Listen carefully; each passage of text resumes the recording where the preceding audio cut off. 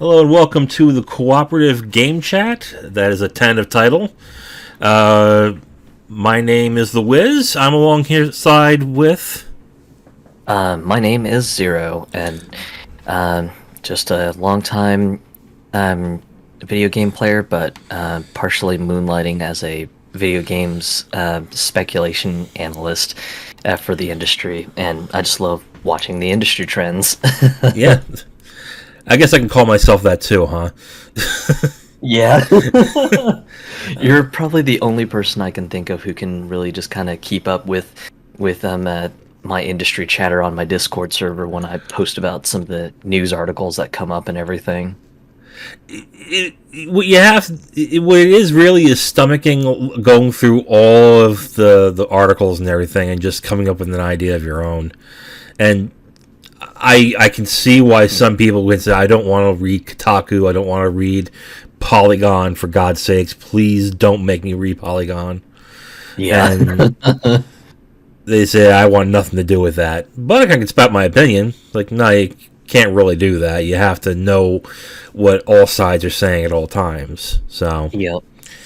Yeah, and the state of news reporting, unfortunately, these days, sometimes they just get very one-sided, and it's just like, well, I want to see what's completely bad about it, a certain thing, what's the other side of the story, and everything like that. And um, sometimes you have to go to multiple sites just to kind of build a complete picture of what the actual news topic is, unfortunately. well, that's not just with video games. That's with news in general now. Yeah. And, and it just... you're right. It's sad that you can't go to one place and get just a definitive answer to your question. But on the other hand, mixing in different perspectives is not a bad thing either. So just so you're not getting just one perspective down, you get multiple perspectives, so you have a more well-rounded answer to what you're talking about. So there's good things to that. Oh yeah, So definitely. there's actually good things to read Kotaku for, I guess. Yep. This is Cooperative Game Chat. Like I said, this is a tentative until we come up with a better name.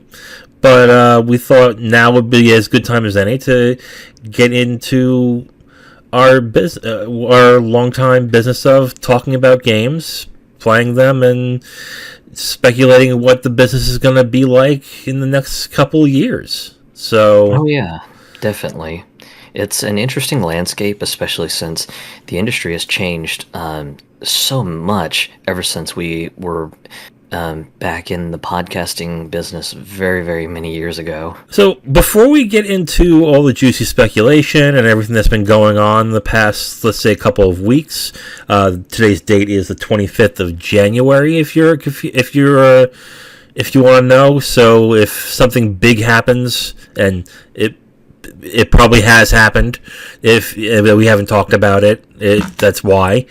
Zero, why don't we talk about what we've been playing? How about you start off? As a person who's been sort of a lifelong gamer, but also has had the mentality of a librarian, I'm kind of all over the place. But as far as something that I've been recently playing, about 2 days ago, I finally finished the Marvel's Guardians of the Galaxy game that was made by Square Enix and Eidos Productions. Hmm.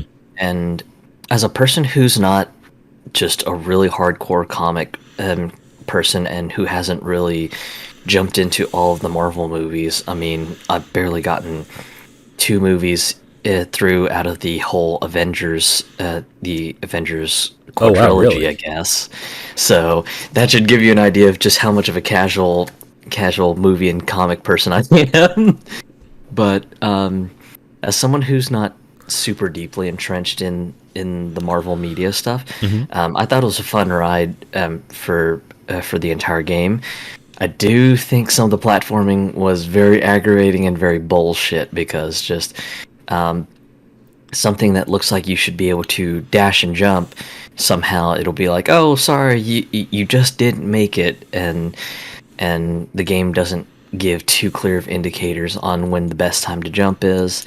So I had some difficulties with some of the platforming stuff, and then the worst part for me was if you failed something that had a very long story cutscene before, you would have to watch that thing before sometimes, and it was just like, just give me the option to skip this because I've seen it, and this is maybe the second, third, or in the worst case, fourth time that I've seen this cutscene. Just let me freaking skip it. There is no excuse for that anymore either, because that has long been a criticism of JRPGs and action games with long cutscenes and everything like that. Is, if I've seen it once, let me skip it. And Yeah. I can understand back in the PS1, PS2 era, where these long cutscenes were something that were brand new, and someone just didn't realize, oh wait, if they can't get through this section, they're going to be going through that damn cutscene again. Yeah. So, And even in the PS2 era, I could understand it because sometimes cutscenes were used as a way to conceal loading times. But in the age of NVMe SSDs in 9th-gen consoles like Xbox Series X and PS5, there's no excuse for it. no, absolutely, I agree with that. When this was announced, the first thing I thought about wasn't really the movies, it was the Avengers, which was the Square Enix game that bombed last year. Oh yeah, that one was a spectacular mess. Yeah, and I played it and got halfway through it and got bored with it, just because I wasn't really into the combat wasn't that great. So I automatically just kind of, when I saw Guardians of the Galaxy, I was just like, never mind on that one. Is it something I should give it a shot? The best way I can compare it is, it would be like if you took the Guardians of the Galaxy comic book, but put a Mass Effect skin on it. Okay. So if you kind of like a PvE sort of experience, then it's a lot of fun, especially for me as just a very, very casual sort of person on the whole Marvel movie and comic media stuff. I know some friends who are very much more hardcore on the Marvel and comic and movie universe. They said that they thought the game was a better representation of Guardians of the Galaxy than the movie was, which was kind of surprising for me to hear, since I have not even had a chance to watch the Guardians of the Galaxy movie. Well, the movies, I've seen every single one of the MCU movies. The movies, they're not made to be faithful to all the Marvel properties necessarily. They're meant to for you to get an idea of what the characters are, and then wrap a movie around it, which is probably the best way to do those movies. Because the more faithful sometimes you are to a comic, the less sense it makes as a movie. Oh yeah, that's definitely a fair thought too. Yeah, so it being more faithful to the comic might not be a bad thing in regards to the game, as long as it stays on a certain track, as long as it stays as playing a game. The movies, again, not necessarily are super faithful to the comics that they're portraying. So, oh yeah, I'm one of the weird folks that loved the first Iron Man movie. Mm-hmm. The second one sort of fell flat. Third one sort of turned it around, and I thought it was a lot of fun. Mm-hmm. That's the main consensus of those three, pretty much. Let's see, of the MCU movies, Jesus, of all the 33 of them, God, I think the worst one is Thor: The Dark World. That was a bad movie. And I think the best one might be Black Panther. Wow. Might be. But my favorite comic book movie of all time is Logan. So, it's not even an MCU movie. Yeah. So. But yeah, so what you're saying, like you said, it's Mass Effect with the Guardians of the Galaxy. And that's essentially it? Yeah, pretty much. If you were not a fan of the whole live services Destiny Light sort of direction that they went with the Avengers game, the Guardians of the Galaxy game is such a breath of fresh air because much like you'd mentioned with your thoughts on the Marvel's Avengers game, when Hmm. it became free on Xbox Game Pass, I decided to give it a crack at it, and I had the same opinion. I was like, wow, this is trying to be Destiny, but so much worse. I didn't even get to the multiplayer part. I was bored by it. That was my that's how badly I fell off of the Avengers. Like I bought the Avengers for $10 on sale. About what 8 months ago, 9 months ago, and that's not even a year in. That's probably not even a year into its run, and I just completely fell off of it. I think on top of that, and then the Crystal Dynamics team burning the community was really bad because back in, I want to say May of, it was either May or March. I cannot remember immediately for the life of me, but Square Enix and Crystal Dynamics had put out this PR announcement. Um, I want to say barely 8 months into the game's life, saying, "Oh, hey, so we did some metrics reading, and it seems that a whole bunch of people are just skipping the story and trying to run all the way to end game, and that's not how we want you to play the game. So we're going to put a deadline on when we're going to change the XP tables, and we're going to make it much more grindier because we want people to slow down and enjoy the story." And it's just like, Always a good move to say we had it one way and we're sticking to it rather than saying how are they playing it and how can we meet them halfway. yep. So that was the excuse that they had put out, that they were going to change the XP tables back when they said that they would last year. So they do that. Of course, the community makes a giant uproar about this, both veteran players and new players, because new players are like, "Hey, I'm getting real bored playing this game because it's taken me forever to grind through this new change on the experience table.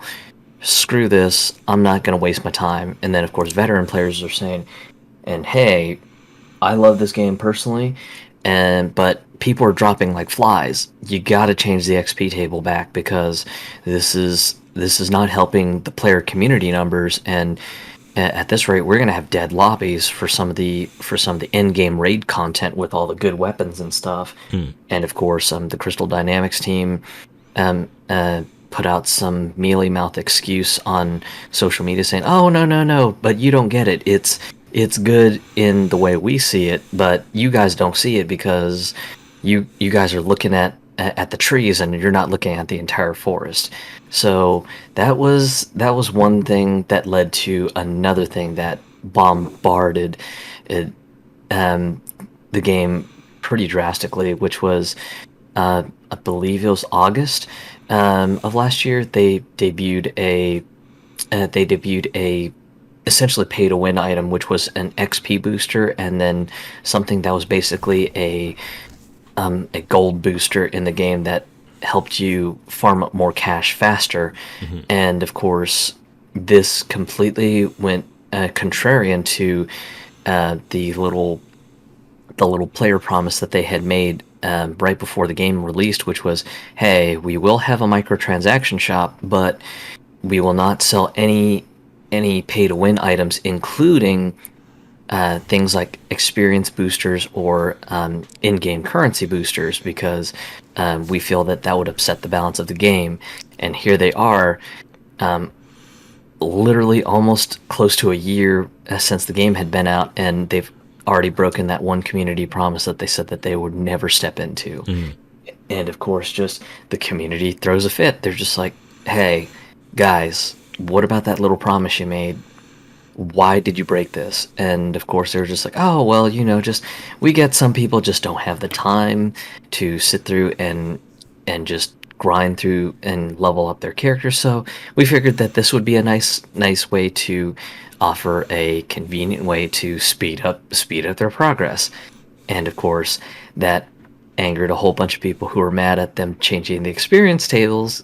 And of course, those people are like, Oh, so now all of a sudden you're thinking of the players, but you're not just thinking about the players, you're thinking about your pocketbook. So, wow, really Well, rude move, guys. I'll say as in the business perspective when it came to the Avengers, how we went to the Avengers so fast. It's funny right now, but with Yep. the Avengers, it didn't do so well in sales. The word of mouth was pretty bad when it came out, and they have to rely on their current. And they were expecting this to be a 10-year game, Oh yeah. and after year one, it was clear they didn't have the audience for it to last, I guess, another 2 years.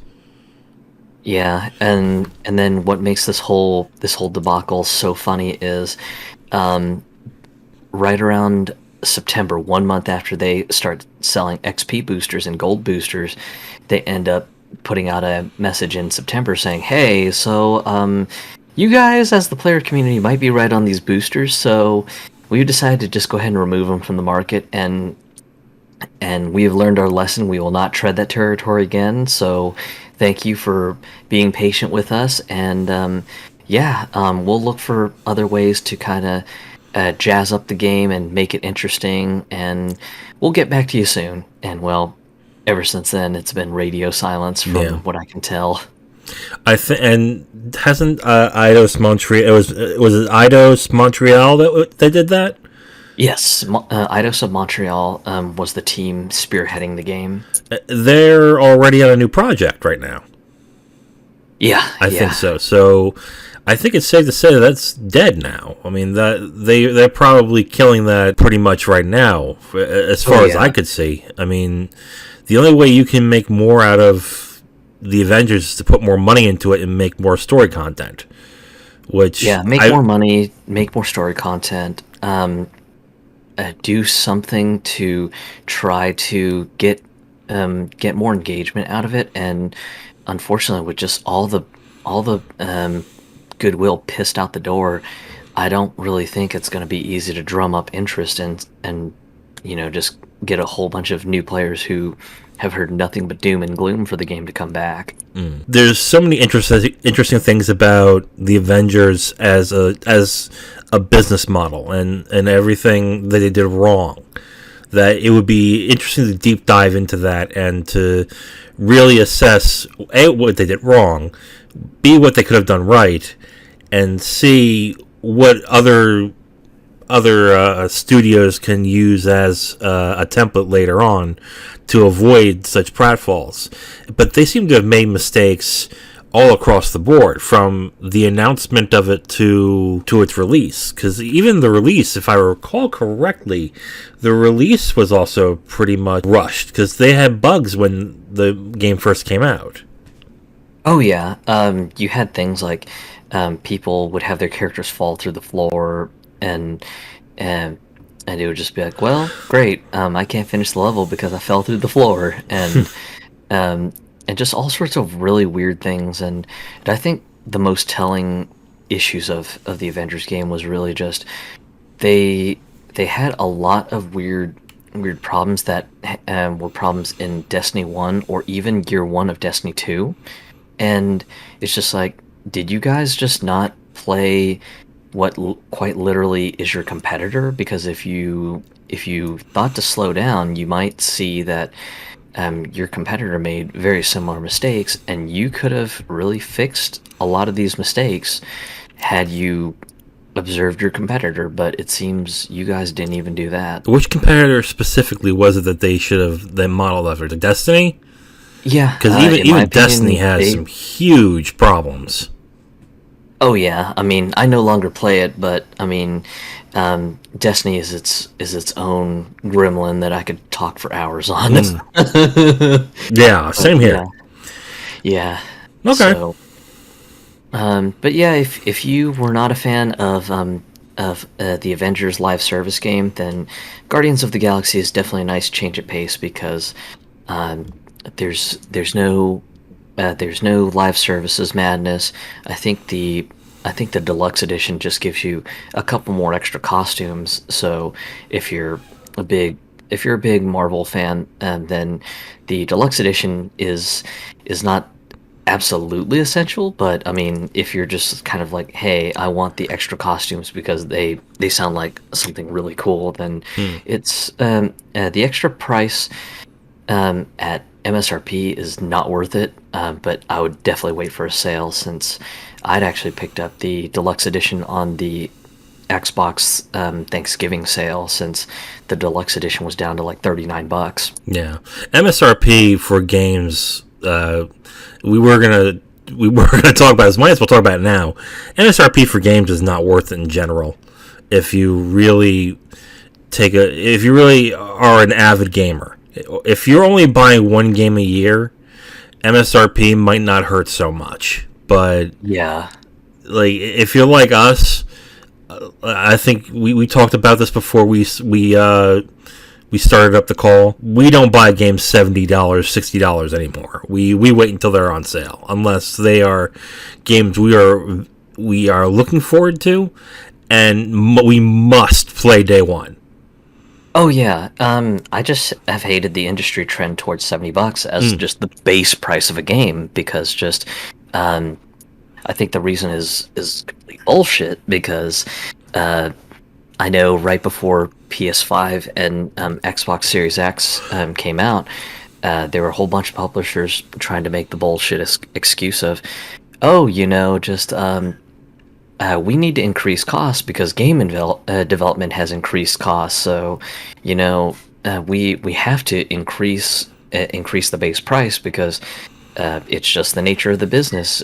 We hate that's the thing, but we have to do it. And it's just like, okay, well, that's a fair thought. How about you remove all those microtransactions and other predatory things that just are sort of shoehorned into modern day video games, and then I'll come with you halfway on the whole $70 argument. And then, of course, when a few games media outlets sort of did the call out, of course, they just laugh and just go, "Oh, well, we still need those because just that's the nature of the video game business." But yeah, the microtransactions help with our increased costs, so they're staying. Don't expect that to change, and it's just like, ah, this is not the way I wanted video games at, as a hobby to go because Mm. especially with COVID, you've got a lot of parents who are just like, okay, well, let me get into this whole video game thing with my kids, and then of course,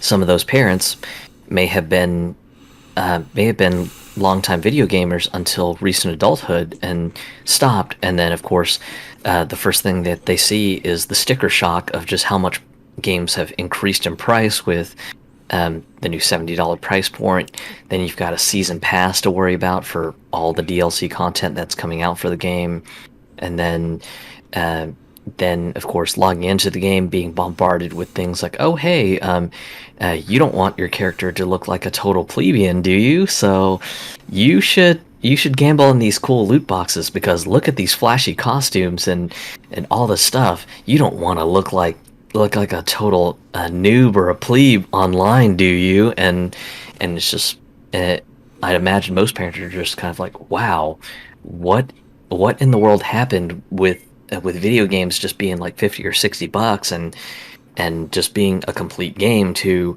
hey, 70 gets you in the door. That's not the entire full price of the game. And the $70 getting into the door is only a few specific games.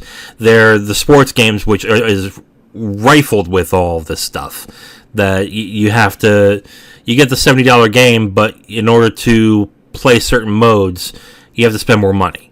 Like a My Team or a FIFA Ultimate Team. I played Diamond Dynasty on MLB. That's another one where you have to spend money to play. Not as Yep. much, but you definitely still have to spend money. Sports games is riddled with it. So much so that sports games should just become free to play at this point, Oh and yeah. just stay in there. You don't need a $60, $70 disc in order to keep people from playing the game. You can just have them on Diamond Dynasty or have them on my team, and you can get the money out of them that way. As sick and as predatory as it is, I'm done fighting for the sports game players, because they're the only ones there. It's like, oh, this is cool. I'm like, yeah, okay, have fun. Yeah, and I mean, I think I really feel sorry for sports gamers in general, because back during the Dreamcast NFL 2K days, supposedly during last release of the NFL 2K games on the Dreamcast, supposedly 2K was looking into a sort of perpetual roster update system. That way, for future releases of the NFL 2K games, supposedly you'd be able to download new rosters, so that way just if players retired, then they would be naturally no longer available in whatever the new roster update was, but things like new rookies would be added, and then stats would change according to just things that have happened. Like if a player got injured and that injury has affected the way they play, then things would do that. And then unfortunately, EA got the exclusivity agreement for the Madden games and any NFL related video game merchandise. And ever since then, it's just been EA just pumping out the $60 discs, and now we're getting into $70, and that doesn't even include any NFL My Team tickets or anything like that. Right. I mean, that the perpetual roster updates is something I see the NFL actually denying in some aspects too, only because they want to continue to make more money. Yeah, definitely. It's an easy way to grab the cash. I think there is a license fee that the EA has to pay in order to keep the NFL, but on top of that, they also get a portion of the profits. So I can see the NFL saying no way to that real quick.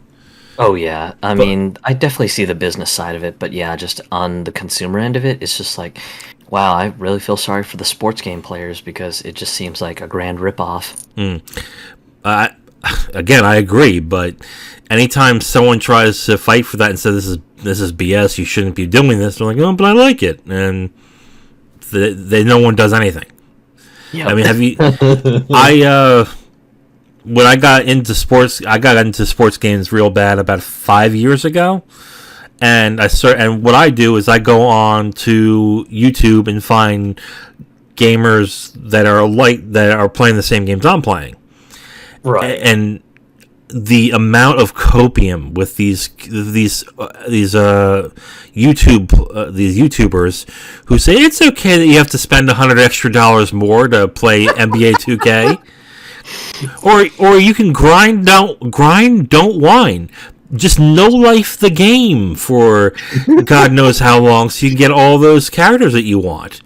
Don't listen to the haters. I'm like, oh God, are you serious? Wow, I mean, even when I try to put it into a contemporary equivalent, it would just be like buying like a real crazy. Crazy sports car for like $40K, and then being told, oh yeah, seatbelts, AC, the premium wheel package, and all this other stuff. Yeah, they're not included. So the car has garbage parts, but yeah, just all you have to do is just pay 1.5 times or 2 more times what you paid for that car to make it the sports car of your dreams. It's just like, wow, that sounds awful, and that's just to get the car to baseline functionality. No, that's terrible. Let's veer off from sports games and how bullshit they are, and let's just dive right into the $70 for a game and why that is completely horseshit too. And if let's say what they're saying is true, that the cost of development in games is so astronomical. Let's say the cost to make the games is so astronomical, it needs to go higher. Well, there's other ways that you can lower the price. For example, most games that are multiplayer, make the multiplayer only, or sell the multiplayer aspect on just online at a discounted rate. Yep. Or That's actually a fair thought that I've had too, because a great example was during the pandemic. You had um, Call of Duty Warzone, which was a completely free to play thing. After many months of just selling the more recent Call of Duty, which I think that was a reboot of Modern Warfare, if I remember right. And I was yeah, just like, okay, just that's a great idea, guys. Just being able to separate the multiplayer component as a free to play game, then sure, you can monetize the hell out of that. And I'm sure that the hardened Call of Duty players are just going to eat that right up, which they did, because um, of course, you had a whole bunch of free to play people who were just like, well, I don't have money for the new Call of Duty. Oh, it's free to play. Sweet. I've got enough money for the season pass. Let me buy that immediately and yeah. get a whole bunch of levels. And me and you are guilty of doing this too with a little game called Warframe, a free-to-play game that I think I started years ago, before it was as good as it is now. And I spent Yeah. hundreds of dollars on that game, but I still don't regret making a single purchase because it was worth it for the what they were giving me.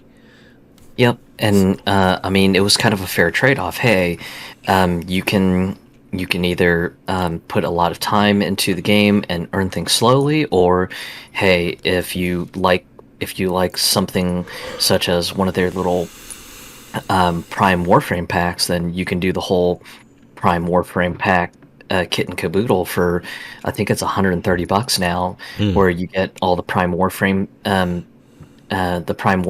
accessories, the weapons, the fully assembled Prime Warframe itself, and a Warframe slot.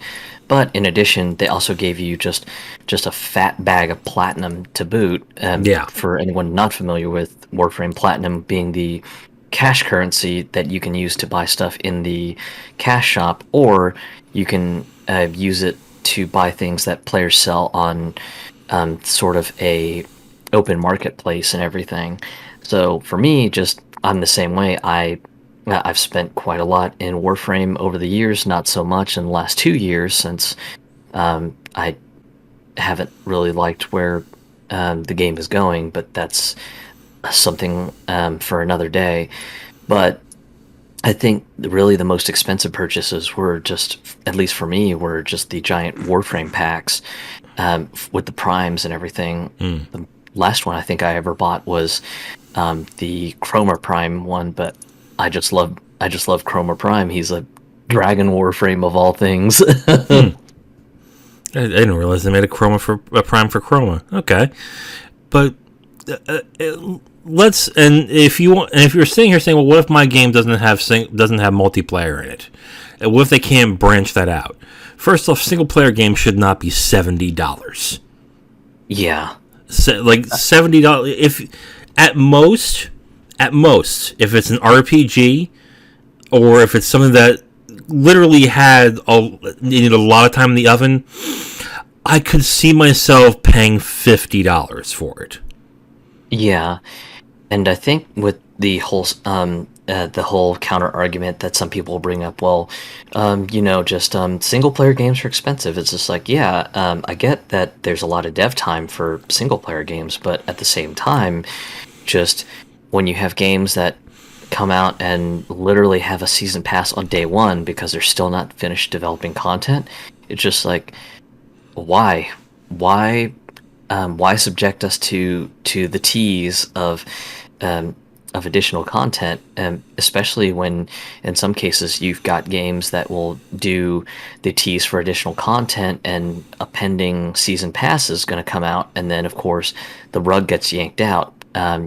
Top examples of that being, and granted these games weren't $70 at when they came out, but it was still just the fact that there was a tease of additional content coming and talk of something coming, and then of course the sales not being what they were, additional content didn't come to fruition. And the two of recent memory would be Mass Effect Andromeda, and then also Anthem. Oh yeah. Both games from EA and BioWare, coincidentally. Well, in all fairness, I would say it in a, if I was looking at it as a business, if not enough people are buying the game, it's not worth spending more money on that game for more of the game that they didn't buy. Yep. But on the other hand, don't promise it. Yep. It's just like, just keep your mouth shut until you've got a solid financial plan on what you want to do with the game, and then sure, at that point, start teasing it up, and just start telling people, hey, we've got big plans, we've got big ideas, we've got a whole bunch of things we want to do. Just be patient with us. Then yeah, sweet, cool, great, but don't immediately a few weeks after release go, oh yeah, we've got huge plans, we've got a season pass in the works, and all this other stuff that we're going to sell you. Yeah, and this industry keeps forgetting one key rule is that you want to keep them begging for more. You don't want to be the ones, and they never do this. They always say, hey, we're doing this, this, and this, and then they'll turn around and say, oh, we had to cancel that because of X, Y, and Z, or, oh, this got turned into this, and now it's a Mass Effect game, or, no, that's a mobile game now. Sorry. It's always a good thing when a customer is saying, I wish I had more of this. Because then when you announce that more is coming, they're ecstatic and they'll pay the $30 without even thinking for a season pass. Yep. And I think that was one thing that I saw a lot with Anthem, because a friend of mine actually bought me my copy on PS4. Ooh.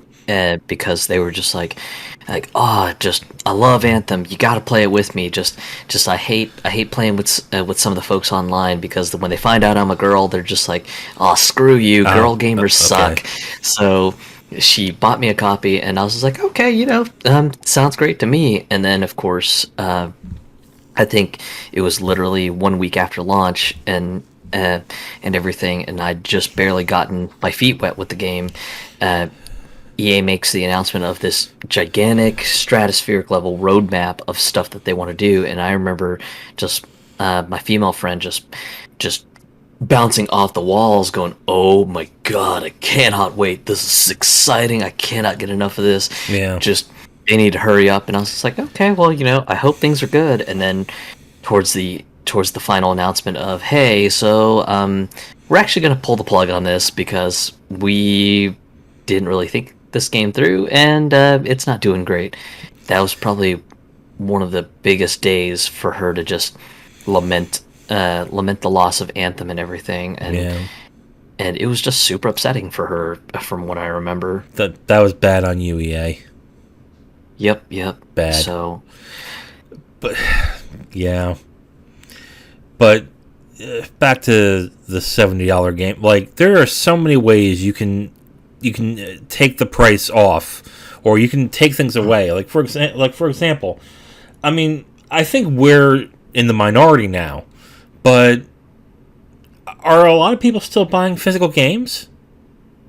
Some people are buying physical games because of the fact that in some cases, some stores will sell physical copies lower than what you can buy them on PlayStation Network or Xbox Live, or even the Nintendo eShop. I know I'm a little guilty of it because, especially with being a little bit more frugal with my game purchases over the last couple years, it's been something that I have noticed that I will do a little bit more frequently now. Just, I'll see a game, and maybe it's a game like you were saying to introduce this segment.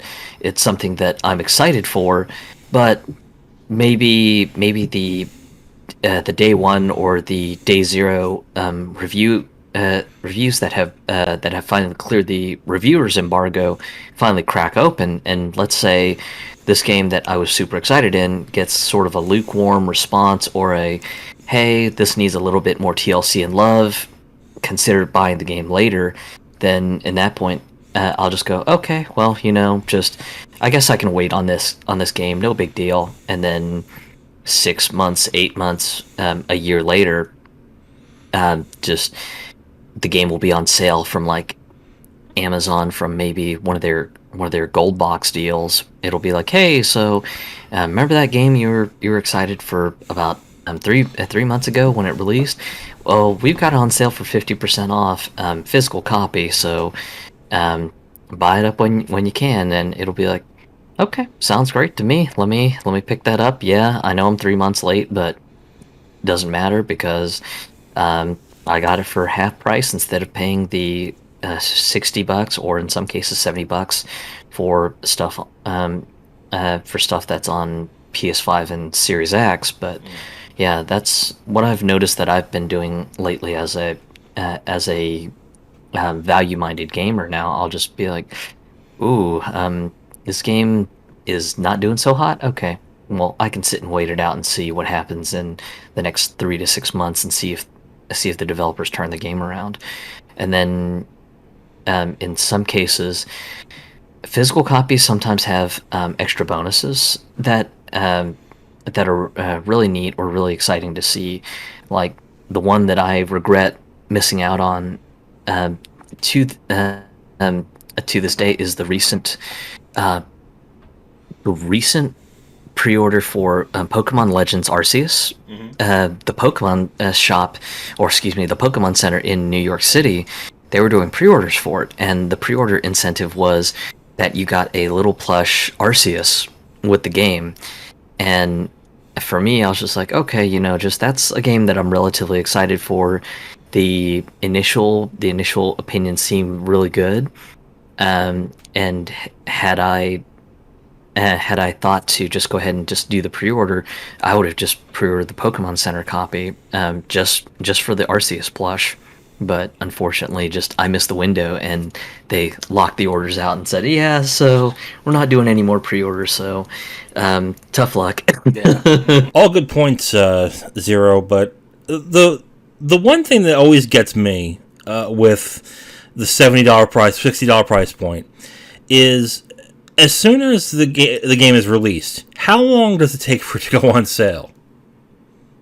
Yeah, and that's the point that it gets real inconsistent. So, of course, naturally, a game that's just super, super popular, yeah, it's not going to see a reduction anytime immediately soon.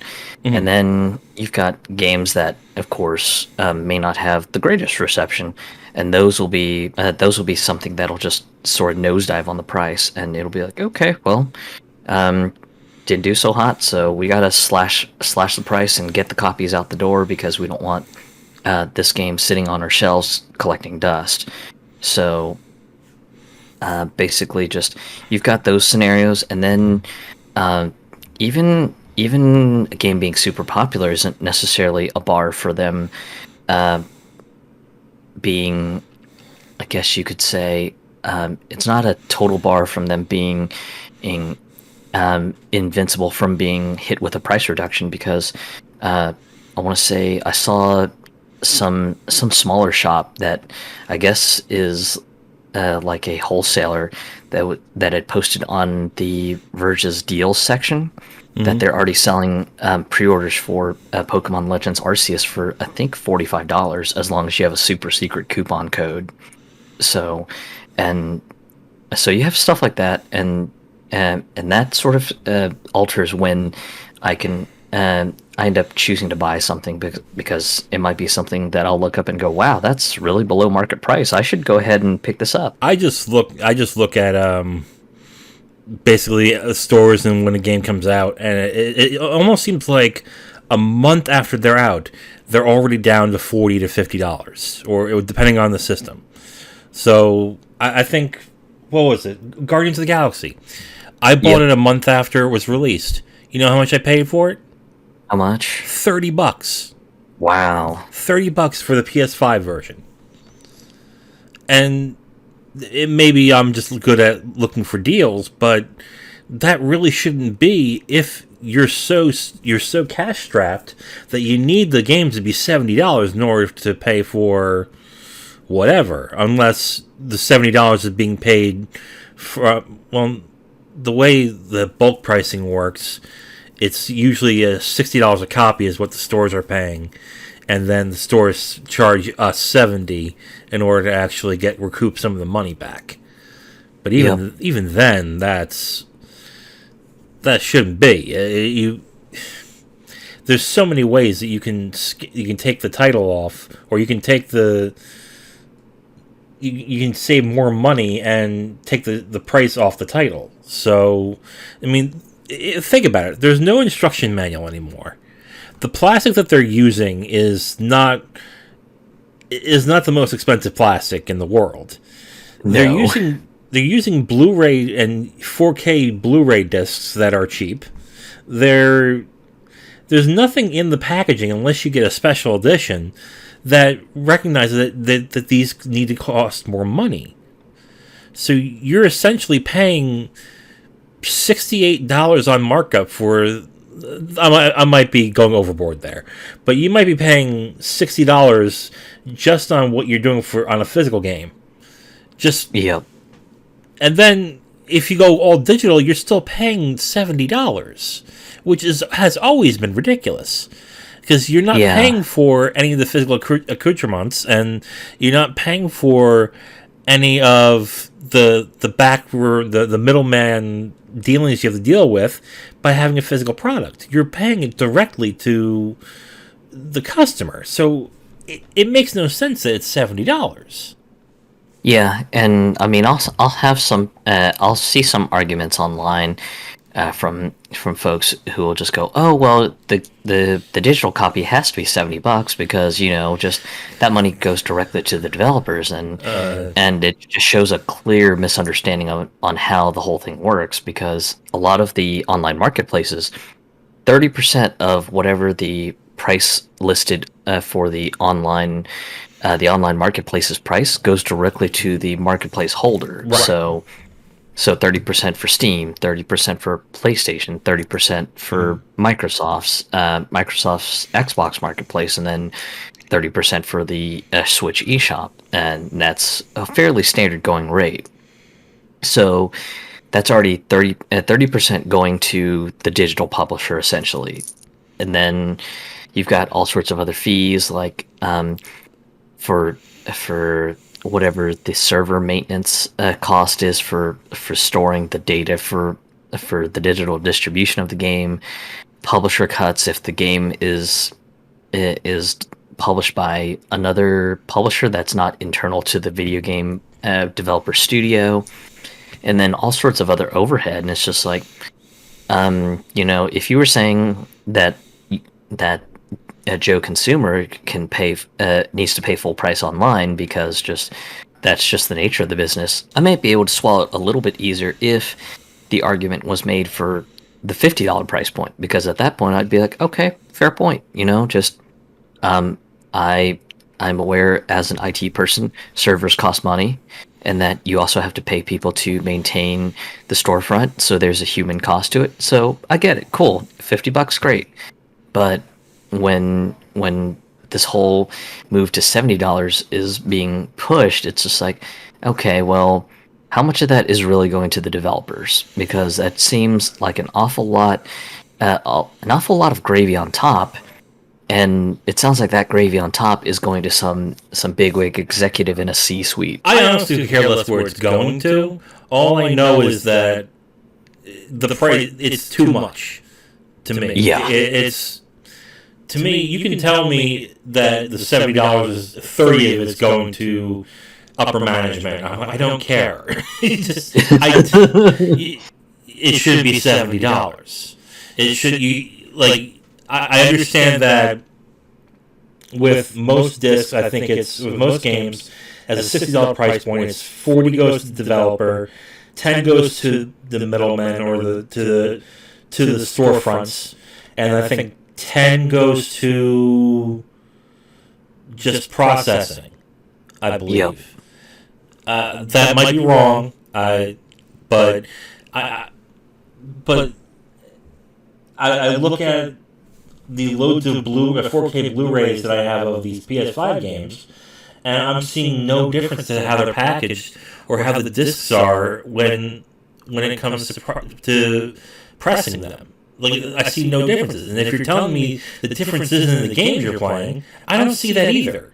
Because, the graphics are a little bit better, but nothing strenuous is coming from the engines. Yep.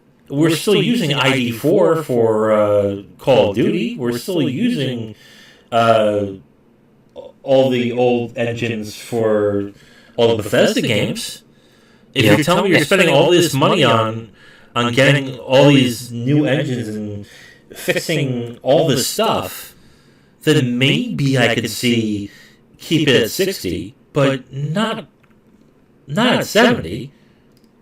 Yeah, and even for companies that are using brand new graphic engines like the newly unveiled Unreal Engine 5, uh, um, Epic has generous licensing agreements, especially if you make a ton as a major studio, because at that point, um, it's sort of like the Adobe lock-in effect.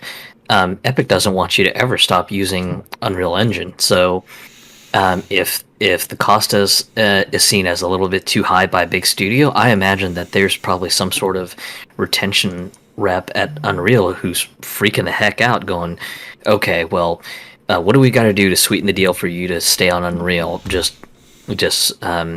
We'll work with whatever price point you got." And then at that point, just it's the ball is in the studio's court to determine what they pay, so they can easily just minimize costs there, and there's no reason to pass the cost of the Unreal Engine contract to the consumer in a major way with bumping games up by a whole $10.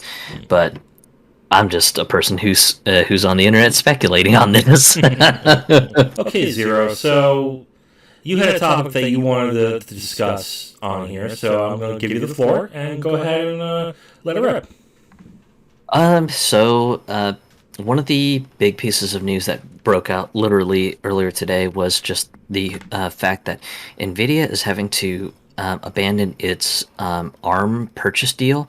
And for anyone who's not familiar with ARM, they are a company based, I believe, out in the UK that designs a lot of the semiconductors and microchips that are in various devices, from smartphones to even small-scale computer builds for things like data centers and servers. So they are very instrumental in anything computer related. If you're using a modern-day smartphone, like say an Apple iPhone, some of the chips on that iPhone are produced in cooperation and licensing from the ARM Corporation.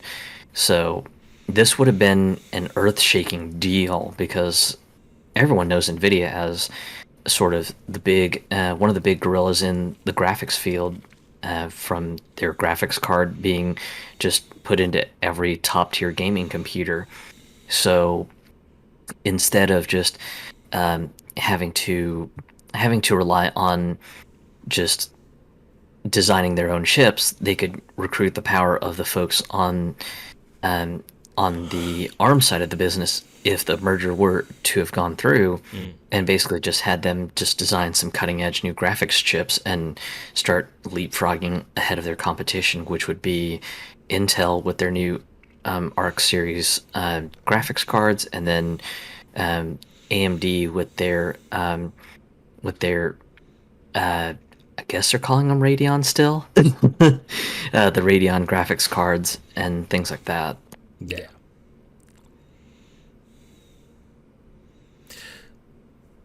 I know just it may be an argument that's a little bit above most people, but what did you think on the ARM deal when it was announced sometime last year? Because I know I was just like, I don't know if this is really a good thing in the technology sector, especially just when Nvidia is sort of the kingmaker for anything graphics related, especially when it's regarding PC games, because you'll see stuff like GeForce optimized drivers specifically for big AAA releases on PC. I gotta be honest, when it comes to graphics processors and graphics cards, things like that, that's a little above my pay grade. I I understand that when you take a chunk out of the market, which we'll be discussing for another thing, when you take a chunk out of the market, it hurts the market overall because it centralizes it to even less competition, and it stifles the competition even more. So there's less room for innovation. Yeah. But yeah, like I said, I'm not that educated when it comes to graphics processors and technology. When it came to what I heard ARM was being sold, I was shocked because I know that ARM is a big deal. It was a big deal company for technology and for chips and for processors, but other than that, I didn't know exactly what the I didn't know anything else other than that it was a big deal. Yeah, and I think really just the biggest concern that I had and a bunch of technology news sites had as well is if Nvidia were to own ARM, then at that point they could end up literally just making package deals for anyone who is asking for chips to be licensed from them. So let's say in the distant future, uh, when development for the sixth iteration of PlayStation and the next iteration of Xbox get decided, uh, maybe let's say ARM has a unique architecture for a system processor Mm-hmm. that's just so beyond what is currently capable now, but um, it's going to be the hottest thing within the next maybe 6 or 7 years. And if Nvidia were to purchase them, they could essentially strong arm those companies and say, "Hey, so we see you're interested in that hot new processor that's going to be the big thing in the next 7 years, but in order to buy that processor, you have to use our graphics architecture." So, Okay. um, so something like that could essentially be a thing, whereas right now, just uh, the current game consoles from both PlayStation and Xbox, they're an all AMD sort of system. So you've got an AMD processor, and then you've got some sort of proprietary graphics technology by those companies, but it's still made, I believe, based on a process that AMD has created. So um, who knows what the future could hold. The processors down the line, they could be um, these companies could be going, oh, well, we want to go with something made by Intel, and maybe because just the graphics that Nvidia is doing is much better than what everyone else is doing. So we're going to go with a Nvidia based graphics solution. If the ARM deal were to go through, same thing there. Just Nvidia could just sort of leverage an agreement and say, oh, well, you want to go with our graphics solution? Well, we got a problem. Our graphics solution is tied to our new ARM chips. Hmm. So you gotta buy our ARM chips and our graphics cards to get our graphic technology, or no deal. And at that point, if with major console development being an arms race, it's just kind of a okay. We'll pay whatever it takes to get the best technology there is, so we can beat our competitor, and and that could easily be sort of a worst case scenario. And then in the longer run, just it could just affect technology in general with things like um, smartphones just getting getting a little bit more pricier because of the fact that instead of just one or two chips on a smartphone's motherboard being ARM chips, um, this deal would essentially allow Nvidia to just add a bunch of Nvidia graphics chips onto mobile phones, um, and also for that nice branding of Nvidia GeForce powered to be on the phone's packaging. And I get it that it'd be great for mobile phone gamers, but the average consumer is not going to care if there's a GeForce powered graphics chip in their phone. They're just going to be like, "Hey, does it work? Great. Hmm. Hmm. Now, is this a lot like the silicone that Apple is processing on their own?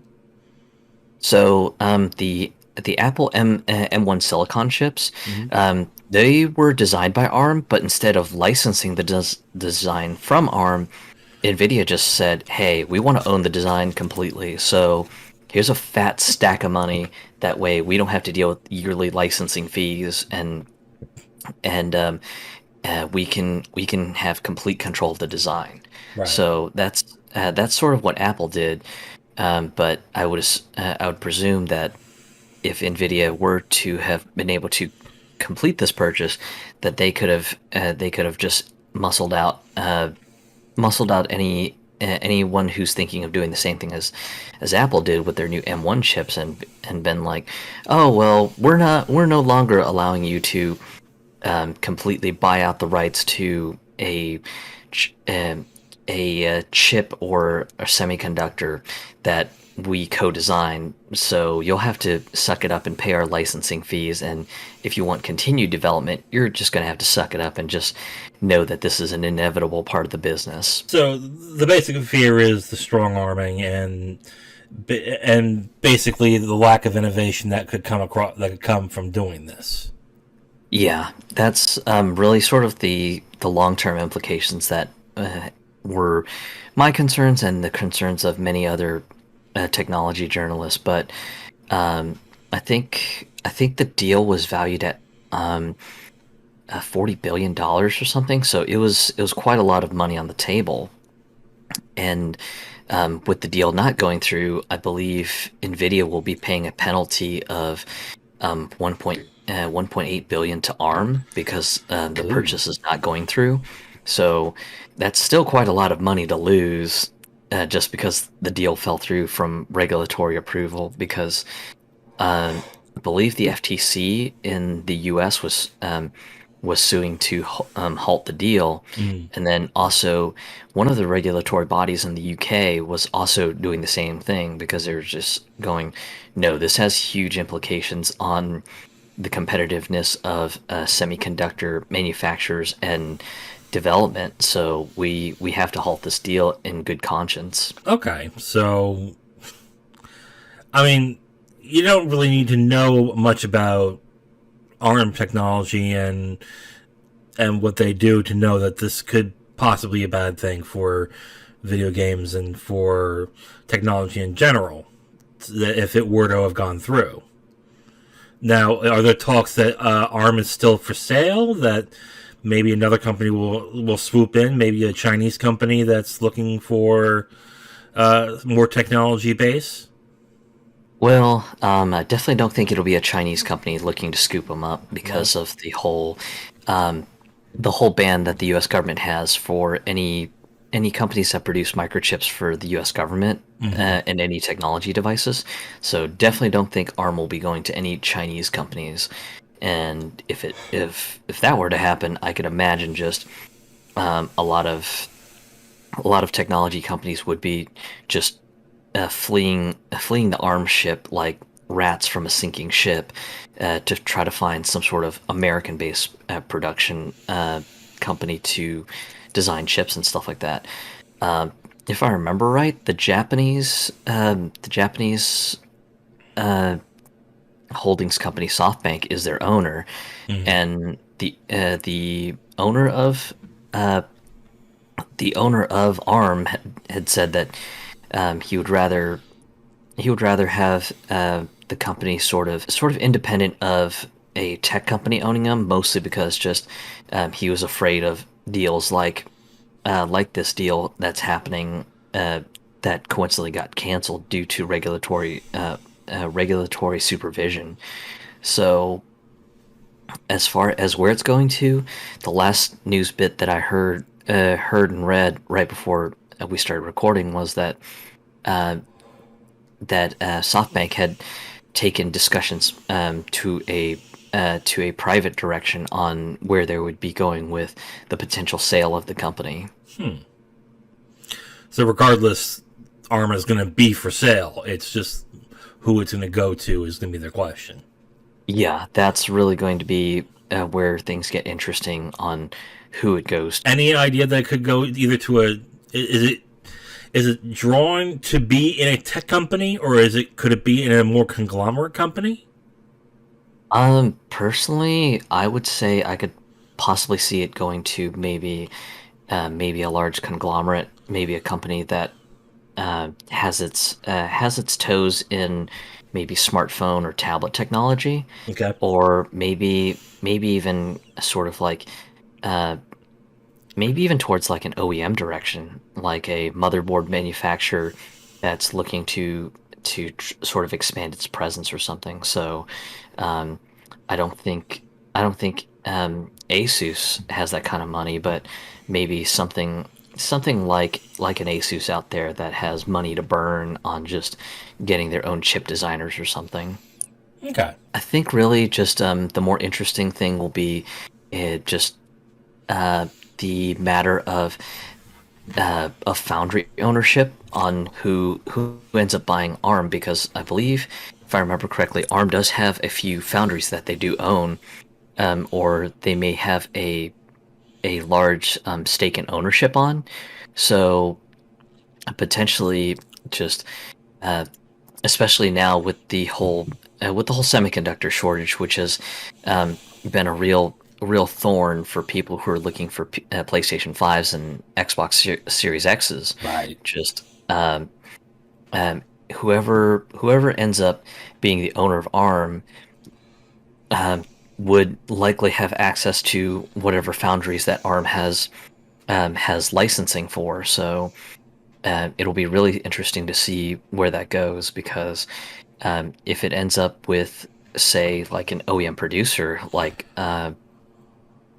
um, like your TMSCs out in Taiwan and stuff like that, then who knows? That could open up more production for anyone uh, who's willing to pay up the cash and say, "Hey, we need a whole bunch of chips very quickly." Mm. And especially if ARM is a subsidiary, then at that point they don't have to deal um, with an unfavorable deal from a foundry. They can just go, well, hey, you guys have a pretty good stake in this particular foundry. Tell them to give us a good deal because we own you. But yeah, I think that's really the only thought I have. Just it'll be interesting to see who ends up purchasing ARM, because there are a lot of potential buyers, and just uh, I know for me, I was a little bit shocked that Nvidia was the first one to just kind of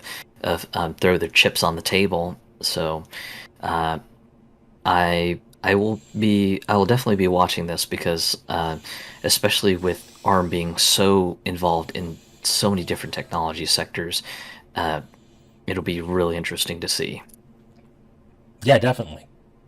And it's something I should read up more on myself, because it seems just with the type of technology that they are working on and they're using, it could have a possibility in future technology that's in the video game space at all. Yeah, because I could easily see them being involved in something like um, VR headset technology, since Mm. VR is a big space that's starting to really take off with your high-end headsets, and then also you've got your low-end players like the Oculus Quest 2. Well, that is definitely interesting. That's definitely something, again, I have to get more involved with and have to read up more on, because my education on that is very limited to basically what I've read and what is central to what I'm interested in. So I would have to really read up more on the sale and its importance. But it seems like it's gonna hold the future to a lot of different technologies. Yeah. Yeah. Um, so which um, merging and integrating things was something that you had mentioned before this segment. So Mm-hmm. I think this leads us into our last segment, which would be the Activision Blizzard King deal with Microsoft. Oof. Yeah, so of course, if you're in the game space and you read a lot of news with video games, you already know this by now. But last week, it was last Monday, wasn't it? Yeah, I believe it Yeah, was in last Monday. last Monday, which would be the 17th. Uh, Microsoft went ahead and just bought Activision Blizzard King for $68.7 billion, and shook the entire industry to a sense that's gotten a lot of people worried, but also has a lot of gamers excited for strange reasons. But we'll get into all of that. But let's first dive into the numbers and what is going on right now. So again, Microsoft is in the midst of purchasing Activision Blizzard King, which is called just Activision Blizzard, for $68.7 million. They are looking to take the entire company and fold it into Microsoft. So what we don't know at this point is if it's going to be an absorption, where they take their assets and absorb it into Microsoft, or they're going to pillar it in as a first-party company, like they did with Bethesda GameWorks. So we're not sure about that right now, but my guess would probably be they're probably going to make it into most of it into a first-party company. But anyway, what else is going on here? This is mainly happening from what reports have been saying because of what's been going on for the past 6 months with Activision Blizzard, which is the whole sexual misconducts and the investigations that are going on by the state of California. This seemed to mainly be the reason why this is happening, because it looks like Bobby Kotick wanted to keep his job for a little bit longer and get a nice paycheck out of being the CEO from this. Which excuse me. Which, before we started doing this, when we would talk about it, we all wondered what's keeping Kotick from being in this job, because even as someone who's happy with who's a shareholder who's happy with the money they're getting, you would have to look at the PR and go, this is a fucking mess. What's going on? And not want to wonder if we can take this to another direction. Instead, they even stood fast with him for the past 6 months with this. Now it seems to all make sense that he's been brokering getting the company sold for the past 6 months to all sorts of different companies. Not just Microsoft, but Sony, Nintendo, Apple, Amazon was talked about. There was another company that I'm missing, but anyway, like there are, I think Tencent was in discussion at one point. But anyway, it starts to make sense the past 6 months as to why Activision has stood firm with Kotick this entire time. Yeah, it's just been really wild, because it's like you said, just it started off with the whole sexual harassment claims that were coming from a toxic company culture, that sort of kicked the hornet's nest, and then of course once the allegations became much more heinous as the days would pass on since the initial reveals, then you had things like massive employee strikes where you would have just a bunch of employees just up and walk out. They would see the latest piece of news that somebody came out and was systemically harassed by a Blizzard executive for many years, and then of course all of a sudden that Blizzard exec just up and leaves, and it's just like all right, well, this guy's gone, so things will be better, right? And then if I can the employees just going, nope. Yeah. If I can correct you for 1 second, there's only been one strike, which is the Raven QA strike that's going on. The rest have been walkouts, which are basically, we're not happy with what's going on, so we're walking out of the job. Yeah, so there have been the walkouts, and then of course the demand of a formation for a video game union for the workers of Activision Blizzard, Yeah. which that has been its own mess of its own making, especially since I imagine just the reason why there hasn't been really solid responses to the union's demand is because it's like you said, it just seems like Bobby Kotick sort of planned the sale of the company so he can get a somewhat profitable exit. Yeah. And for those who are wondering what this means for future unionization for Activision Blizzard, I mean, to even form a union during a hostile time like this is a bad idea. Mainly because you don't know what's going to happen towards the end. Maybe when Microsoft is a part of Activision Blizzard or everything, then you would go to unionize. Only because you don't want to be in the situation where you're trying to unionize, then the big company comes in and all of a sudden you're laid off. Yep. Because So- I could easily just see Microsoft putting up a pretty PR face going, oh yeah, we respect the unionization and everything.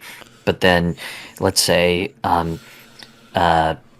since the deal isn't supposed to officially complete until July of 2023, I could easily see something like 1 month later, anyone who's part of the unionization efforts being immediately laid off from Activision, from the Activision Blizzard division of Microsoft's game studios, and then all of a sudden a new division being formed up and going, oh hey, we're hiring. Oh, P.S. we've got a clause that says no unions. And I think Microsoft is one of those companies that are strictly against unions. I'm not entirely sure about that, but most gaming companies and technology companies, with I think the exception of Google, I think Google has a union. Google, another company that was being offered to Activision. That was the one I was missing. Anyway. Most game companies are against unionization. And without getting into the deep reasons as to why, it's just a known fact that if they weren't against unions in the first place, we would have unions by now in most video game companies. Oh yeah, absolutely. And games would also be $90. But aside from that, I'll throw that out there, but and have someone contest me on that. But anyway, 68.7 billion. Kotick, as we already know now, Kotick is still staying on for the transition. There has been talks that this might be a monopoly, or the government may step in and deny this, but I don't think that's going to happen because there's so many ways you can frame this sale. Like if you frame this just as a technology sale, then I could see why someone would be like, "This is bad. You can't do this. This is heading towards monopoly." But if you put it towards entertainment, which I think is where Microsoft is going to head towards, you're gonna have a much less harder time trying to get this through. So they're gonna position this as an entertainment acquisition more than anything else. Oh yeah, absolutely. Especially with the catalog of brands that Activision Blizzard has under their house. The ones that they have, the ones that they're using. Yeah, because I know the big graphic that Microsoft PR has put out about this whole thing is that Overwatch, Diablo, Call of Duty, World of Warcraft, Candy Crush, and StarCraft are going to be all brands under their umbrella now. Right, and those are the ones that are being used the most right now. And StarCraft hasn't had a new game since 2017. So Yep. has been that long. That long it might be a little bit less. It might be less longer than that, but it that comes to the question of this was a fantastic thing for Activision Blizzard. Like they got so lucky on this one that they were able to skirt everything and come out with a big pay windfall in the end. But the question is this good for Microsoft? Yeah, and that's where the concerns of the monopoly start to take over because, of Okay. course, just um, with with all these brands that are under the Activision Blizzard umbrella, just you've got a ton of legacy brands too. I believe the vintage Pitfall game was an Activision branded game, and that's now technically under the House of Xbox. You have Phil Spencer doing some PR of, hey, yeah, I want to go into Activision's back catalog of brands and maybe try to resurrect things for the modern day era. And I mean, all this stuff sounds great as PR fluff, but just the real question is how much can they leverage their brands against other platforms? Because especially with when you have Epic with their Epic Game Store trying to leverage timed exclusivity deals. Who knows? In the future, it may be Microsoft doing that with the Xbox brand. I mean, could you imagine the PC release of Call of Duty just being time gated to just the Windows Store only for 1 year, 5 years, or 10 years, and just people pitching a fit of, oh gosh, really? I got to deal with the stupid Windows Store? Ah, no, awful, gross, and that could be a potential implication that could happen, or even in another direction. Right now, Sony and the PlayStation brand have a deal going on for the Call of Duty Esports League that the official console of choice is PlayStation 5 and PlayStation 4. So, what's to stop a future later where essentially Microsoft can go, oh, well, hey, PlayStation, so that little esports exclusivity deal, it's starting to expire. So if you want to be able to have Call of Duty on your console, and you want the rights to be the official esports platform for the game, you're gonna have to pay up, and the going rate is now triple of the last contract. So pay up, or we take it, and we end up forcing people to move to Xbox for the official esports platform. I see that being more likely than anything. Oh yeah, I do too. I hear why some people think that Call of Duty may be the one thing that you want to keep multi-platform and want to keep on PlayStation, just because of how much sales it gets. But that's also the reason why you want to turn around and say, you really like that, don't you? Come to Xbox if you want to play it. Yep, because I mean, even if Call of Duty does remain multi-platform, I can easily see a return to the platform-exclusive shenanigans, like, get access to the season pass content first, versus the other platforms, and just for anyone who's desperate for the season pass content, they're just gonna go, well, I don't want to miss out, I don't want to be behind, so to hell with it. I gotta go and pick myself up a Xbox Series X now for this new entry of Call of Duty, because I don't want to be the odd man out who's behind on all the multiplayer content. Yeah, the only brands that I can only see being multi-platform, the only brand I can only see is Candy Crush. Yeah, Candy Crush throughout the entire deal, it's the only thing I can see where a company might want to say, let's branch that out, keep it on mobile phones, we'll make a console version. We'll put that on PlayStation. We'll put that on Xbox. Or if a game has as much cachet as Minecraft does, which at this point I don't think Activision has. Yeah, and I just don't see any of the brands having just sort of a universal love for them. I know Overwatch is just a giant trash fire right now because everything that I've read up to now about just where they want to go with the story is, oh yeah, so Overwatch 2 is going to be time shifted like 10, 20 years into the future. So yeah, just don't worry about the first game story. Just all you need to know is just what's the current goings on in the story for the sequel.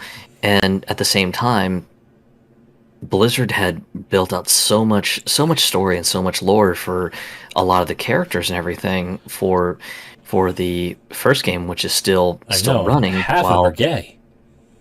Yeah, well, I think it's more just the fact that uh, they built this humongous universe of story and lore for the first game that a lot of people who have loved the lore of Blizzard games had gotten really invested in it, and it was just kind of like, I want to see where they go with these characters. And then on top of all the lore, they released a whole bunch of media. So you had sort of short Pixar style movies that were produced, expanding on the story of some of the characters, and then you had things even go into the realm of comics. There were actually printed comics that were sold in your local comic shop, expanding on the lore of the Overwatch world. Oh, did they do that?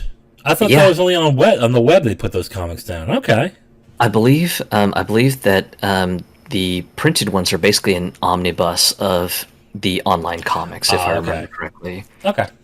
So you have all this media that they went so hard on, and then now for the sequel, they're basically saying, "Oh yeah, just we're basically just throwing all that lore building in the trash, and just worry about the new lore when it comes out. We'll talk to you more about it." And then Diablo's been sort of in a weird place ever since that Diablo Immortals announcement, and Yeah.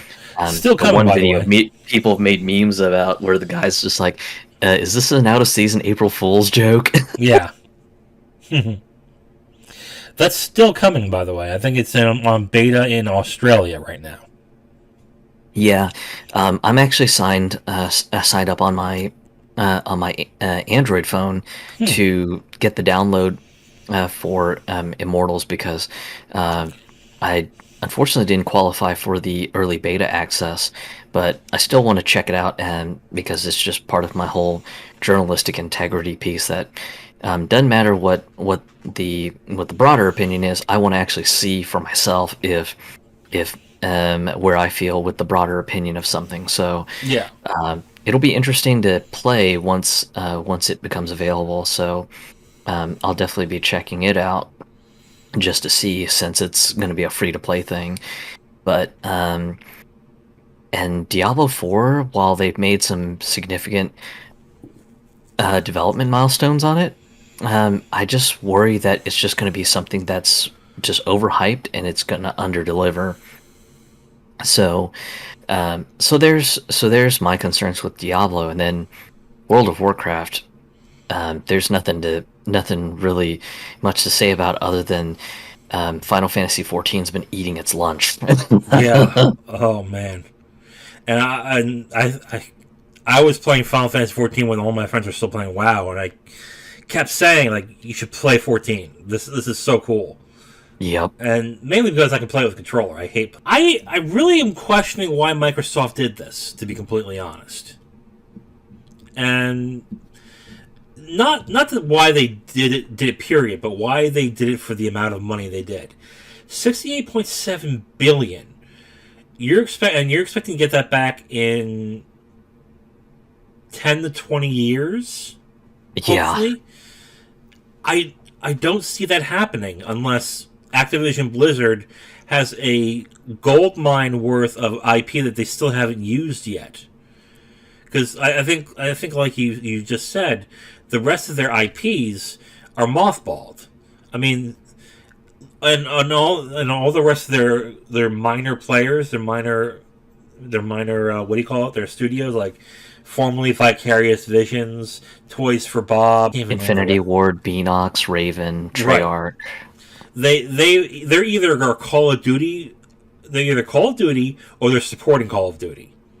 Yep. And I think Harmonix is still in there. I think they are doing sound for Call of Duty right now. I'm not even sure, but I can almost guess that's what they're doing. But Yeah, Harmonix, I believe, is a free contractor, oh, since okay, they're their own thing. But on the official Microsoft Xbox graphic, they list the sub studios as Treyarch, Raven, High Moon, Beanox, yeah, Sledgehammer, Infinity Ward, Demonware, and Toys for Bob. and Yeah, and it's like you said, most of the studios are literally Call of Duty support studios, mainly Raven, Treyarch, Infinity Ward, Sledgehammer, um, uh, even with as goofy as of a name as Toys for Bob is, I believe after the Crash trilogy remaster and yeah, Crash 4, they were pretty much repurposed to just being a support studio for Call of Duty now. yeah. That is what they are now. I mean, I hate to say this, but if I were looking at all these support studios, and all this IP that I have, I'd turn around and slash half of them and just say, "Look, you're redundant now, and that's it. Goodbye. I have no other use for you unless you're a Vicarious Visions, who has a ton of support, has a ton of goodwill, and you can give them something like Tony Hawk and another game that they've done, like Skylanders, and just say, okay, we can use you. You have any ideas? I would suggest I would see something like Beanox, Toys for Bob, High Noon, and Raven being gone once this is done. Yeah, and I think really for Vicarious Visions, they with the goodwill that they had created, I believe sometime late last year they ended up basically being rebranded as basically Blizzard now. Yeah, So now they fall under the Blizzard part of the house. and then let's get into Blizzard. I mean, Blizzard in what was it, a year, lost all of their credibility. Yeah, and I mean, not only that, just there just seems to be a, excuse me, repeat cycle of them just trying to artificially prop the esports scenes for their games. Um, and really, just the one that still hurts me the most, mostly because I was so invested in it, but once they decided to pivot directions really suddenly and just put this particular game on life support, it just immediately just broke my heart. And that would be Heroes of the Storm. Yeah, Just for the longest while, I was like, okay, Heroes of the Storm's esports scene seems healthy, but unfortunately, just numbers aren't publicly disclosed on how the sponsorship deals are being broken down. So, what do I know? Things seem good, especially um, when one of the big pivotal tournaments for the game was the the Hearthstone, or excuse me, not the Hearthstone, but the Heroes of the Storm uh, Scholarship League, where basically right about July or August they would hold a giant esports tournament for teams created for some of the major colleges and universities. oh, And Heroes of the Dorm. yes, Heroes of the Dorm. Okay. And the team that won would, I think, get a college scholarship for, I think, 4 years into their college career, That's not bad. which especially, yeah, it's not bad, especially if the winner was going to be going into a field that's quite expensive and very, very, very a low in offering scholarships. So something like a doctor or a mechanical engineer would be that would be a great way to just delay having to worry about your student tuition and stuff for 4 years. And I know I got really excited for Heroes of the Dorm because there was one year that the school that's local to where I live, the University of Texas at Arlington, their team had won the Heroes of the Dorm tournament. So for me, it was really exciting because just seeing a local team just on ESPN2 while they're broadcasting this tournament take the win. It was just super exciting, just sort of seeing the whole thing happen. So stuff like that gave me the impression of, just things are good, things are good. This game's got a what seems like a healthy esports scene, and things seem to be quite organic. And just I hope this game has many, many more years to go and ends up being a bit of a serious competitor because while I respect games like Dota 2 and League of Legends, I personally just can't get into them. It's just the play times are way too long for those games. Yeah. And then on top of that, you've got a very, very hyper toxic community that does not really take well to newcomers who don't quite know what they're doing. Whereas in Heroes of the Storm, the game is formatted that if you work together as a team, you basically benefit as a team. So it's not so much counting on just players getting individual levels or anything. It's just, hey, if you've got someone who's just an awesome person at ganking overly greedy opponent players, then that could be a ton of experience points for the entire team, and then the entire team levels up. And was really happy with it. And I want to say I spent probably about $300 in the total time that I was playing Heroes of the Storm. Yeah. And then all of a sudden, just 1 year right after BlizzCon had concluded, and this was where it gets real scummy because when BlizzCon had happened right before they made this announcement, they had told all the esports teams and all the esports management companies, oh yeah, we've got another season of Heroes of the Storm professional tourney play coming. Just you'll have to stand by for details. Excuse me. So you had a whole bunch of esports teams and companies going, okay, cool, great. We're going to prepare ourselves for another year of Heroes of the Storm. It's going to be fantastic. We can't wait. And then all of a sudden, it was the December after this one particular BlizzCon. They were just like, oh, so yeah, we're going to pull the plug on our Heroes of the Storm professional leagues, and with that, we are also no longer going to be sponsoring any tournaments that we were previously sponsoring, and also the game hasn't been producing the player numbers that we want, and with respect to all these things, we're just going to have to go ahead and just put the game on I guess low priority support was what they called it. Yeah. And it's just been there ever since. Yeah, and they've only had I think 5 or 6 new characters that have come out since then, and no new maps.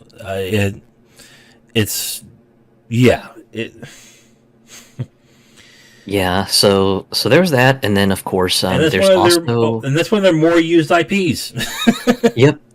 Yep, and then you have the situation with the Overwatch, the Overwatch League, and that has been its own train wreck of sorts because same thing, just there were revelations that Blizzard has been pumping money into the Overwatch League to artificially prop it up and make it look like that the game has had organic growth on the esports scene. Mm-hmm. But between just things like balance changes that made the game no fun to play and watch, you've had some players in the Overwatch League even just having to quit the game because they were just like, yeah, I can't play Overwatch anymore in a professional capacity because as the game literally it drives me towards suicide, so I have to quit.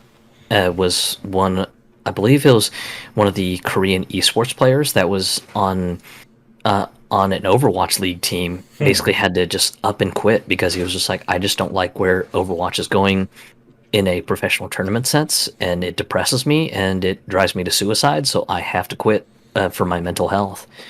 So you've got situations like that, and then Bless you. excuse me, um, and then just the fact that uh, they've been trying to push way too hard on just the esports scene being a grand proposition uh, that it's just sort of put the game into a really weird place where if I think I remember the last thing I was reading on the tournament scene and the casual scene in general is that they're doing a lot of changes to basically make the game a little bit more exciting to watch on a tournament sense, but some of those exciting changes have not translated well for the casual lobbies. So some of the Didn't casual they? lobbies haven't been great either. Didn't they change the entire? Bless you. Didn't they change the entire makeup of the game from 6v6 to 5v5 at one point? Yeah, so that was another thing. They were just like, oh well, just we think with a six-player dynamic, it really screws up the balance. So we're going to drop the lobbies to 5 versus 5 now because we think that it will produce the desired effect on the meta that we like. So there was that, and um, oh gosh. And then there's been the long-standing problem that Overwatch has had, which is just um, balancing player lobbies. Hmm.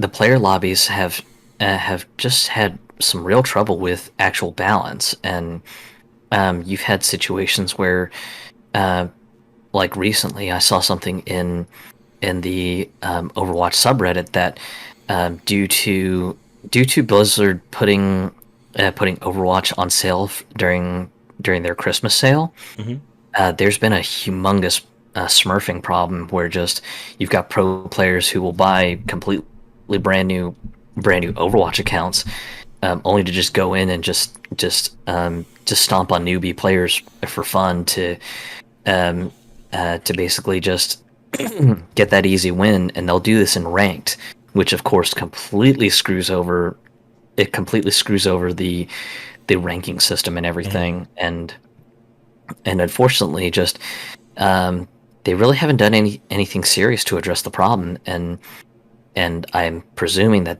that still is the case because just I think the game was on sale at a really crazy bargain bin price for the holidays. So I imagine there's probably hundreds of thousands of smurfing accounts that were just created, and now you probably have just a whole bunch of these um, high skilled players who are just going into beginner lobbies and just destroying everybody. Yeah.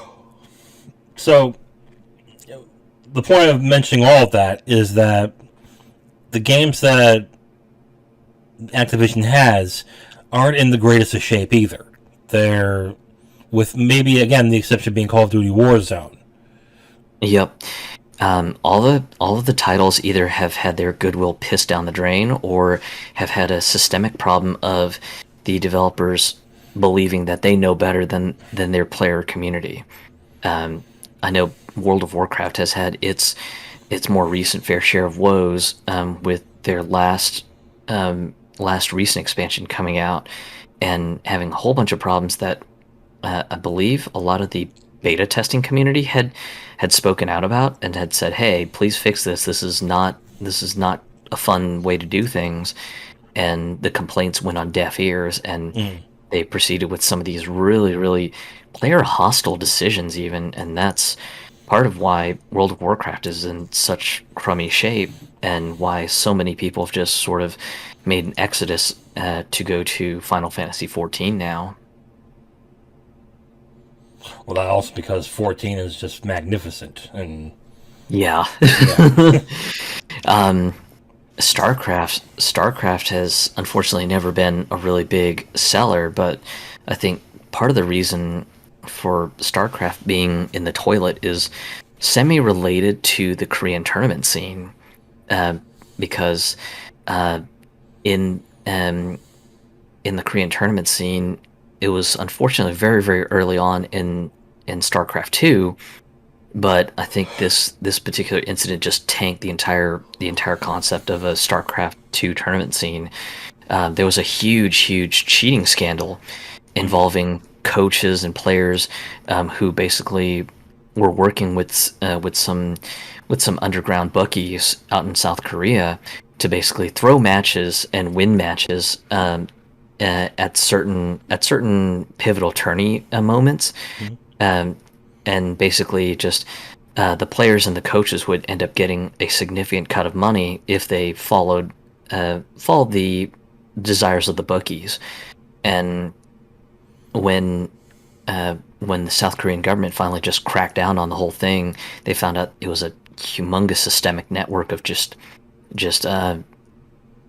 cheating and match fixing going on, and uh, really some of the best players for StarCraft and StarCraft 2 were from Korea, and that's what got things on the tournament scene so exciting for StarCraft. And once the tournament scene in Korea fell through, um, and the matches weren't as exciting with Western players in Europe and the North Americas, StarCraft sort of kind of fell through, um, and unfortunately, real time strategy games just aren't big sellers these days. No, So they're not.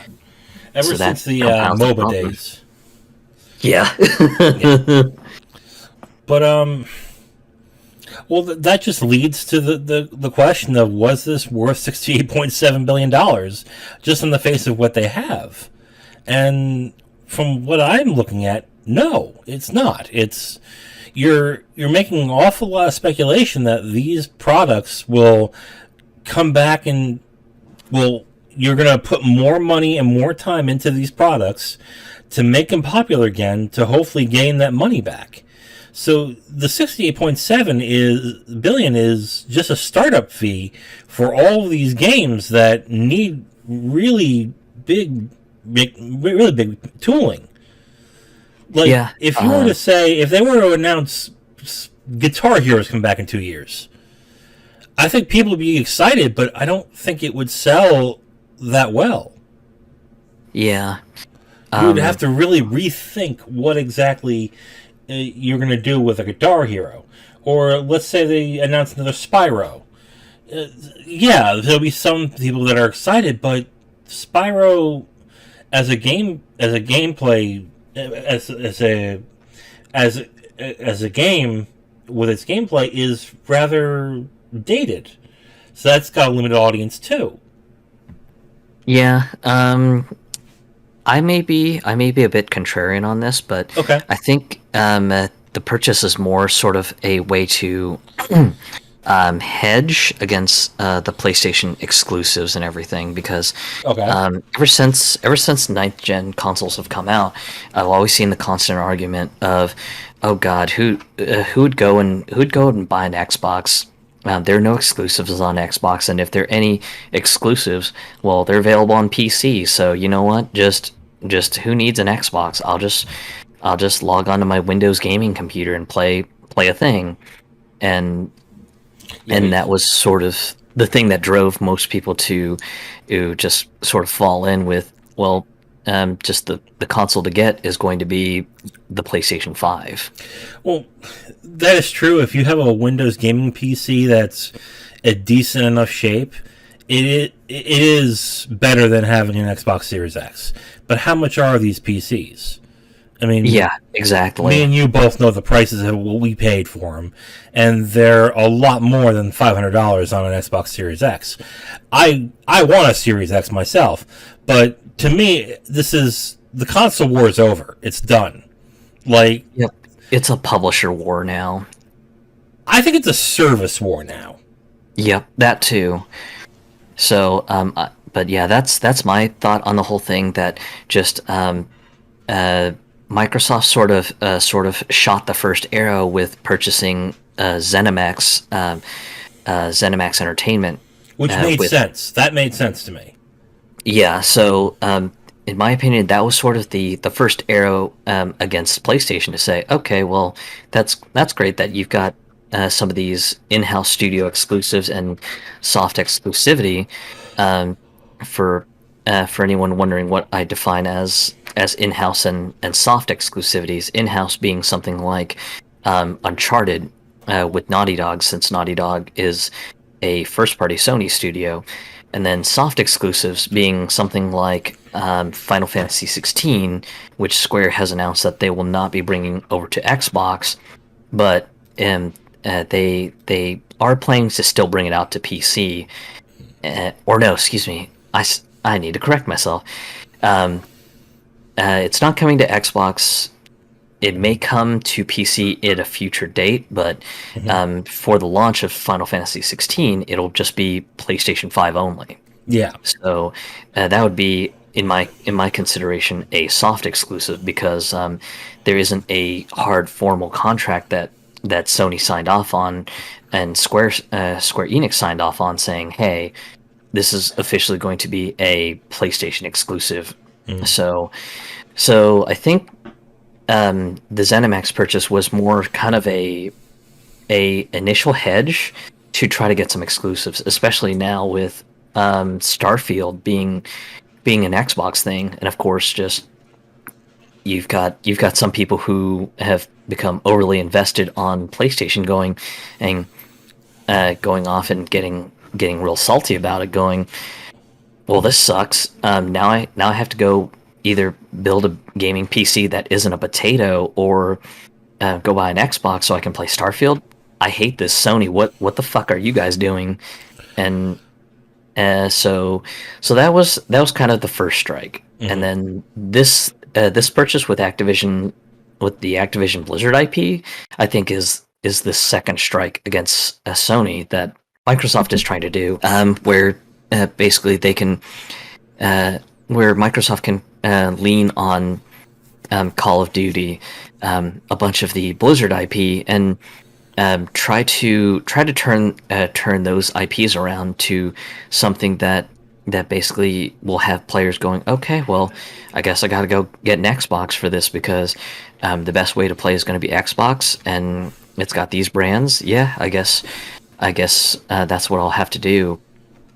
And at least that's my thought on why the purchase happened. And while it seems like a very, very, very poor initial investment now, it may bear fruit if they use the unfortunate leverage that they may have over platforms. Well, they're going to have to use that leverage. I mean, unless Sony undercuts them with a Game Pass that not only is the same as theirs, but also gives their first-party exclusives and is cheaper than their Game Pass, which they're already saying they're not doing. I mean, to me at this point, Microsoft won this generation.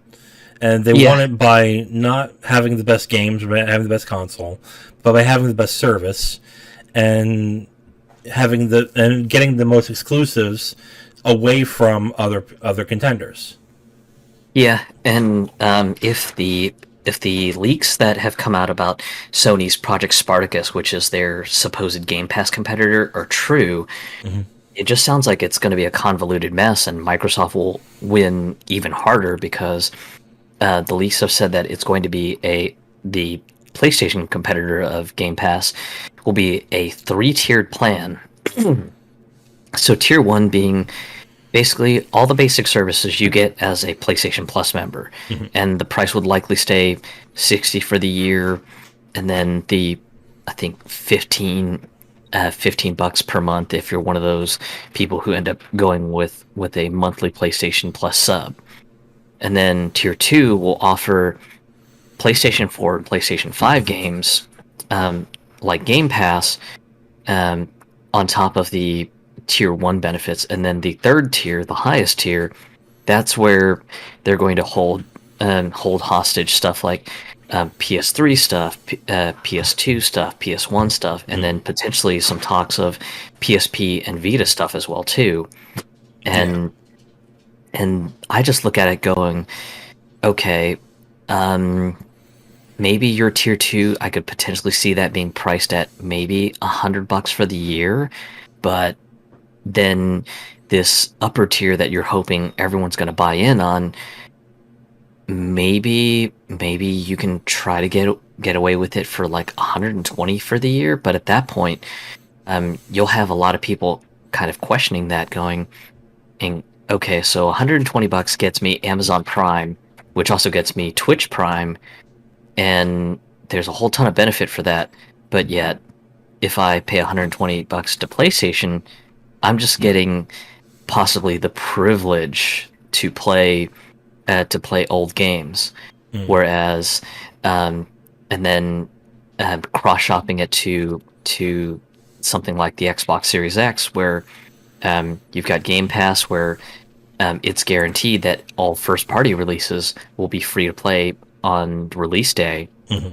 and then on top of that, just backwards compatibility is not something that you have to pay a subscription for, because if you've got a large collection of original Xbox 360 stuff, then you can drop that into the drive of your Xbox Series X and play right away. That's going to be something that people go, okay, well, why am I paying for backwards compatibility when it's built into the system?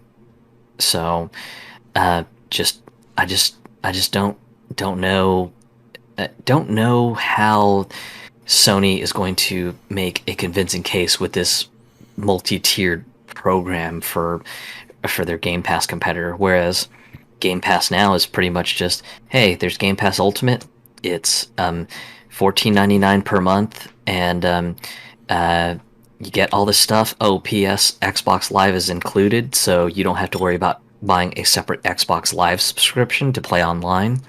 And it's just kind of a simple, all-in-one sort of thing that is very minimal on confusion. But that's my take on the matter. Yeah. Okay. All right. Well, I think that will do it for our first episode. Yeah, there were a couple of meaty topics, especially ones that we didn't think were going to be so meaty. Yeah. All right. Well, for everyone here, which is just the two of us, this has been Cooperative Game Chat. I'm the Wiz. And I'm Zero. And we'll hear from you next week. Take care. Yep, see you later, everyone.